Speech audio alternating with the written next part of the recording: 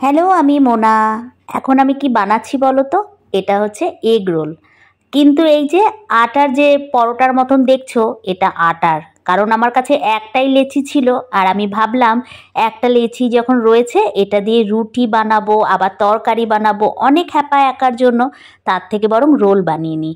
আমরা না রোল সাধারণত ময়দা দিয়ে লেচি করে তারপরে সেটা পরোটার মতন করে বেলি। বাট সবসময় সেরকম না হলেও কিন্তু চলে।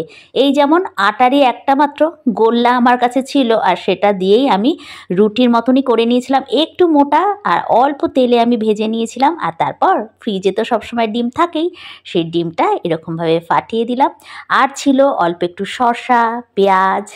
তো সব কিছু দিয়েই আজকের সিম্পল একটা রোল বানাবো। সবসময় কোনো কিছু খেতে গেলে পারফেক্ট সেটার মতো করেই বানাতে হবে, তার কোনো মানে নেই। তোমরা যদি সত্যি সত্যি টেস্টি টেস্টি আর নতুনত্ব কোনো খাবার নিজেরাই ট্রাই করো, দেখবে সেটা কিন্তু অনেক সময় ভীষণ ভালো হয়ে যায়। এই যেমন রোলটা খেতে খেতে মনেই হচ্ছিল না যে আমি আটার একটা পরোটার রোল খাচ্ছি। তো আজকে না, আজ সকালবেলার ব্রেকফাস্টটা কিন্তু আমি এরমভাবেই সেরেছিলাম।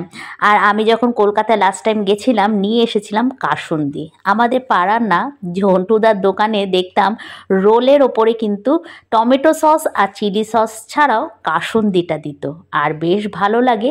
ছোটোবেলার কথা মনে পড়ে যায় যে কাচের বোতলে কাসুন্দি আনলে সেটা প্রথম ভাতে, গরম ভাতে মেখে খেতাম, ভীষণ ভালো লাগতো। আর এত ঝাঁঝ থাকতো কি বলবো।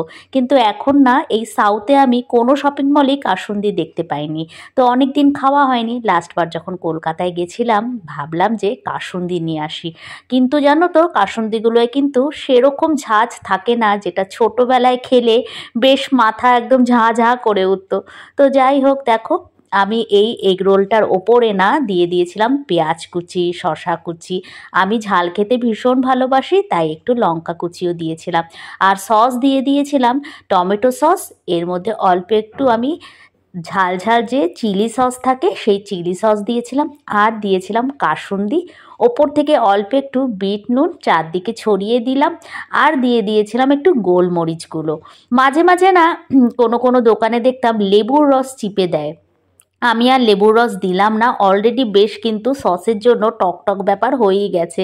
আর এটাকে আমি আর কাগজে মুড়বো না, ঘরে খাবো, তার জন্য এটা আমি নর্মাল প্লেটে নিয়েই কিন্তু ওই ভাঁজ করে করে বা একটু ছিঁড়ে ছিঁড়ে খেয়ে নেব।